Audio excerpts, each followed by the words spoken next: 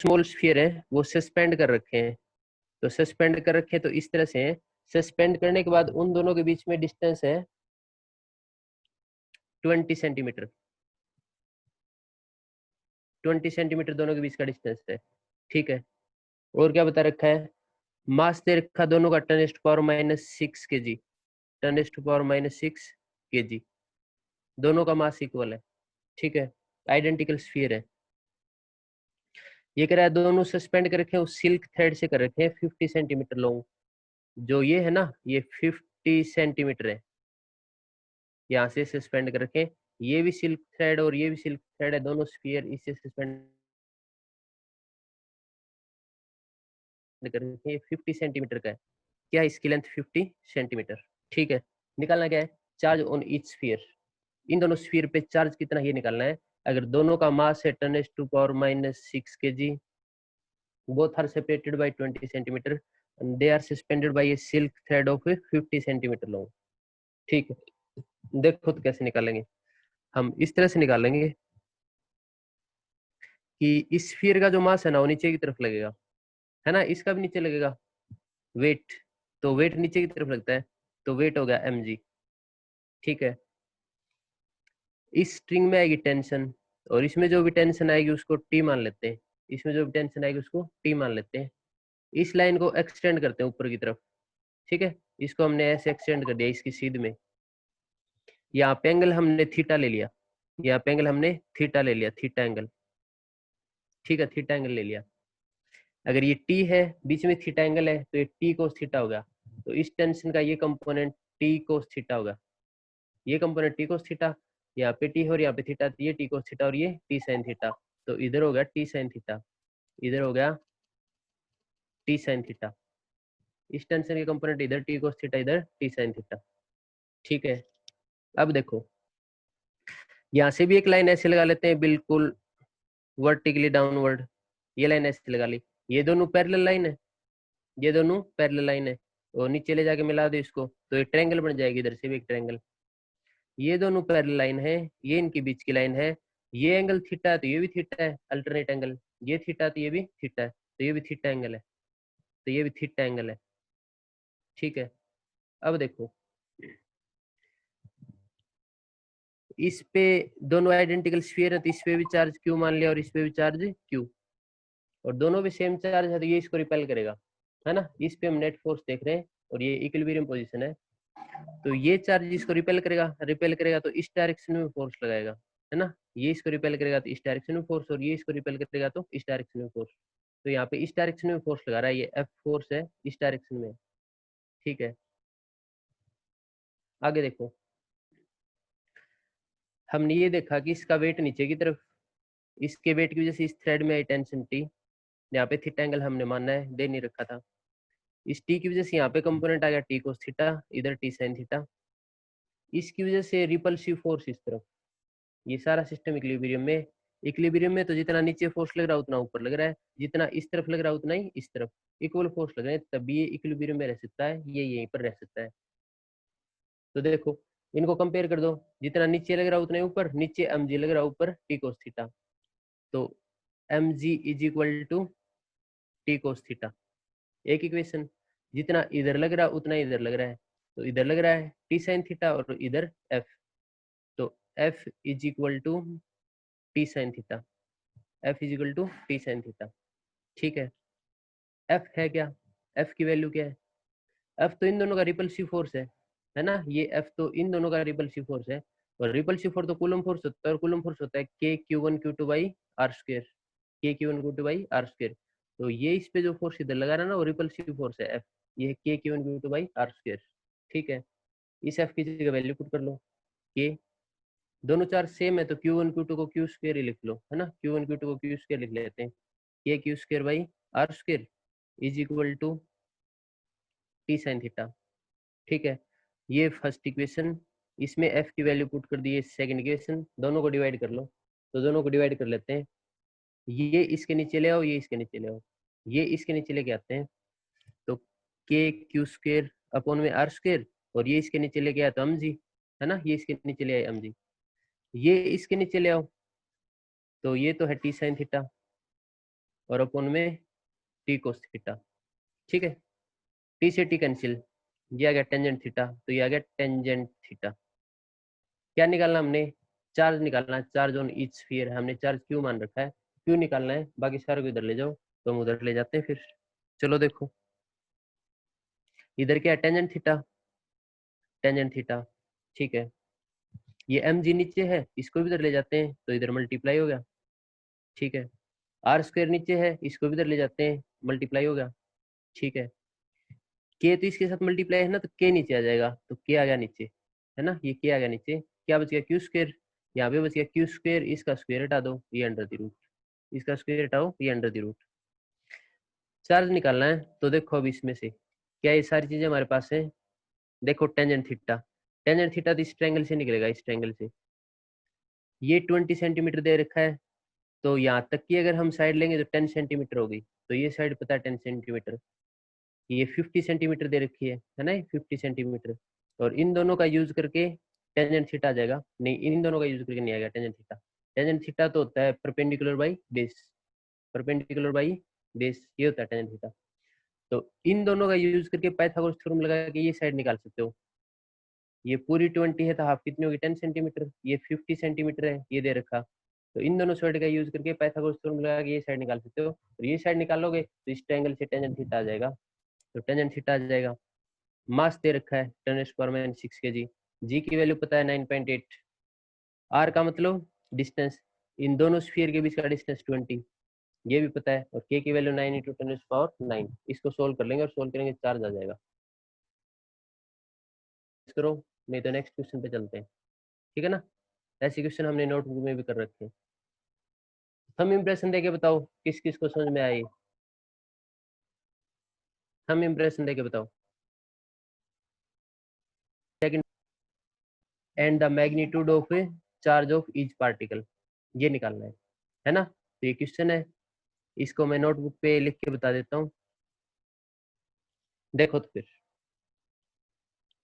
Question क्या है, question में ये कर रखा है, टू इक्वली चार्ज पार्टिकल, तो दो इक्वल चार्ज पार्टिकल ले लेते हैं, ठीक है ना, ये रे equal charge particle, held eight, तो इक्वल चार्ज है तो इस पे भी क्यू मान लो और इस पे भी क्यू, ये फर्स्ट पार्टिकल है, ये सेकंड पार्टिकल, इनके बीच का डिस्टेंस दे रखा है 3.2 × 10⁻³ मीटर, ये कह रहा है two equally charge particle held at 3.2 × 10⁻³ metre, इनके बीच का डिस्टेंस इतना है, ठीक है, 3.2 × 10⁻³ मीटर, ठीक है।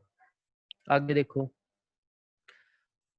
आगे क्या रखा है, initial acceleration of first particle, इस पार्टिकल की इनिशियल एक्सेलरेशन दे रखी है, तो a1 दे रखी है 7 मीटर पर सेकंड स्क्वायर, 7.0 दे रखा है, 7.07 नहीं होता है, वो पजल करने के लिए दे देते हैं, ठीक है, तो इतनी एक्सेलरेशन दे रखी है, ठीक है, और सेकंड पार्टिकल की एक्सेलरेशन भी दे रखी है, इस पार्टिकल की एक्सेलरेशन भी दे रखी है इसकी, तो a2 दे रखी है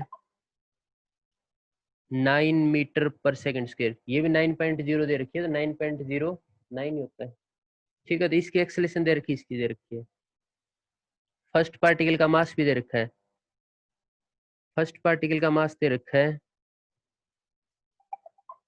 6.3 × 10⁻⁷ kg, फर्स्ट पार्टिकल का मास इतना दे रखा है, तो सेकंड पार्टिकल का मास हमने निकालना है, इस क्वेश्चन में क्या क्या निकालना है, एक तो सेकंड पार्टिकल का मास निकालना है, एक चार्ज निकालना है, कि क्वेश्चन क्या है, दो आइडेंटिकल चार्ज पार्टिकल है, उनके बीच का डिस्टेंस इतना है, ऐसे पकड़ रखे हैं, हेल्ड एट 3.2 × 10⁻³ मीटर, हेल्ड का मतलब पकड़ रखे हैं, जैसे इनको छोड़ेंगे ना, रिलीज करेंगे, तो इस पार्टिकल की एक्सेलरेशन इतनी है, और इसकी एक्सेलरेशन कितनी हुई, इसकी एक्सेलरेशन इतनी है, जैसे इनको हम छोड़ेंगे तो फर्स्ट पार्टिकल की एक्सेलरेशन इतनी है, सेकंड की एक्सेलरेशन इतनी है, फर्स्ट पार्टिकल का मास इतना, तो सेकंड पार्टिकल का मास कितना है ये निकालना है, तो एक तो ये निकालना है मास कितना, और दूसरा ये निकालना है कि दोनों पे चार्ज कितना है, और इक्वल चार्ज है तो इस पे होगा वो इस पे है, तो कौन बताएगा, देख के सोच के क्या फॉर्मूला लगाएं, देखो क्वेश्चन और बताओ कैसे सोल्व करें। दोनों सेम चार्ज पार्टिकल यहाँ पे पकड़ रखे हैं, और जैसे ही छोड़ेंगे ना तो फर्स्ट वाले की एक्सेलरेशन इतनी है और सेकंड की एक्सेलरेशन इतनी है, इसका मास इतना, तो इसका मास कितना है, और ये चार्ज कितने कितने हैं ये निकालना है। चलो फिर देखो और बताओ किसको समझ में आया, कैसे करेंगे।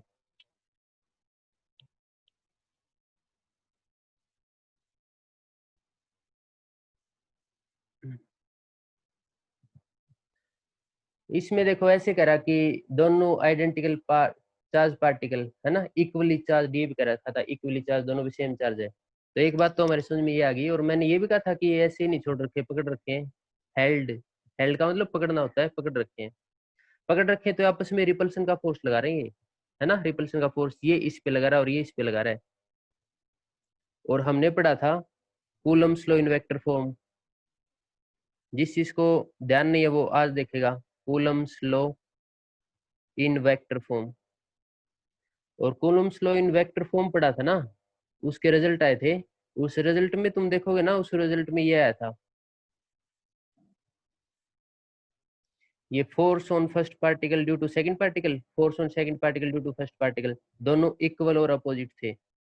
ये इस पे जितना फोर्स लगाएगा ना, ये उतना ही फोर्स इस पे लगाएगा। ये तो इसको इस डायरेक्शन में रिपेल करेगा और ये इसको इस डायरेक्शन में रिपेल करेगा, दोनों इक्वल एंड अपोजिट फोर्स लगाते हैं। तो इसलिए एग्जाम में क्वेश्चन ये भी आ सकता है, कूलम्स लॉ हो न्यूटन्स थर्ड लॉ को फॉलो करती है नहीं करती है, करती है। कूलम्स लॉ हो न्यूटन्स थर्ड लॉ को फॉलो करती है।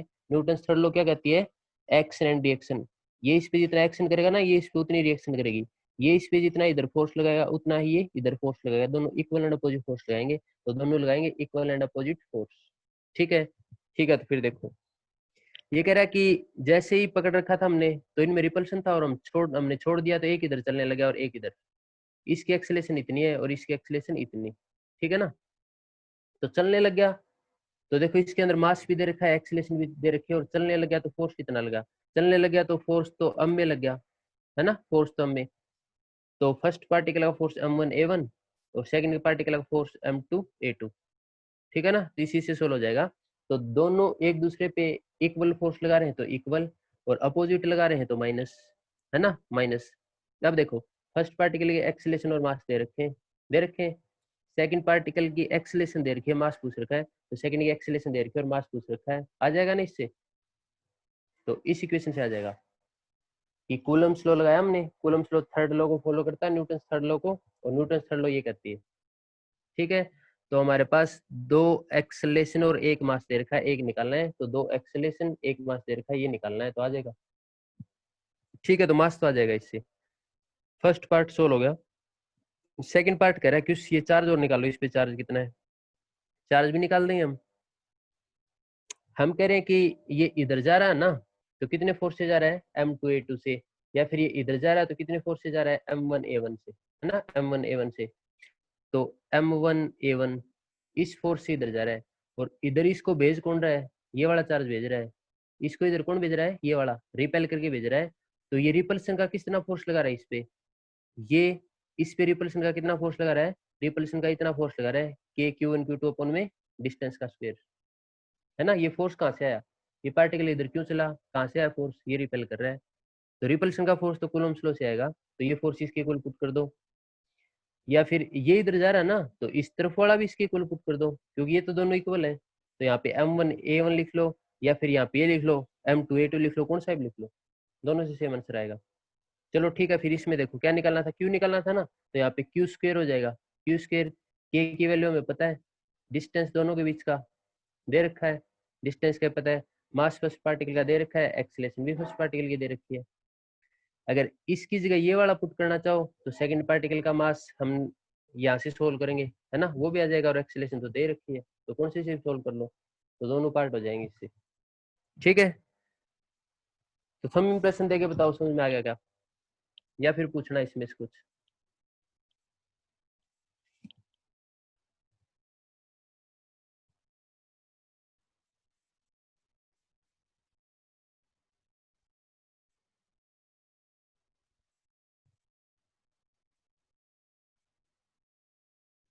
सेकंड लास्ट टॉपिक रहता है EM spectrum. EM spectrum, EM की फुल फॉर्म कौन बताएगा, ईएम की फुल फॉर्म किस किस को याद है? हैंड रेज करो।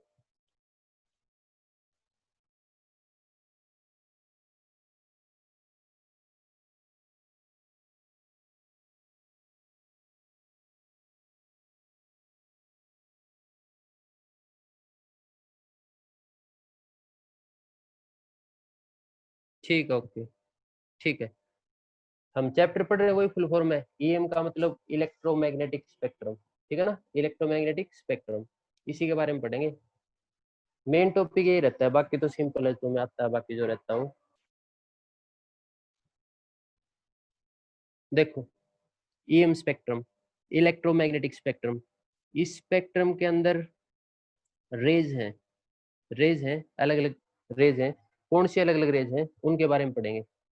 तो ईएम स्पेक्ट्रम के अंदर मेनली रेज कौन सी हैं वो पढ़ेंगे अभी। तो मेनली रेज इसके अंदर radio wave, radio wave, next है माइक्रोवेव,